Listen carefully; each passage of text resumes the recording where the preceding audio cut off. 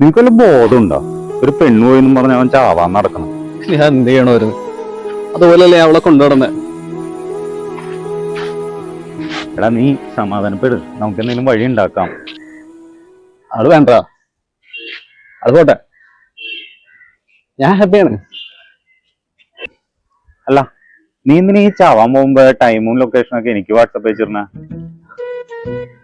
എനിക്കെന്തെങ്കിലും പറ്റിയാലേ ആദ്യം നീ അറിയണം.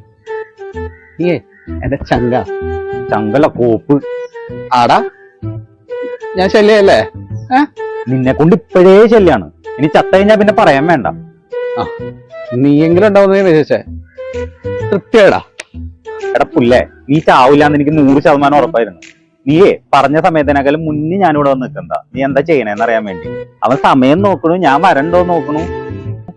നാണാവില്ലല്ലോ നിനക്ക്? നീ കണ്ടായിരുന്നല്ലേ? കണ്ടൂടാ. എടാ 4-5 മഞ്ജു സഞ്ജു റീനാന്നും പറഞ്ഞിട്ട്. 5 അല്ല 6. രമ്യ. ഇനിയെങ്കിലും നന്നാവാൻ നോക്ക്.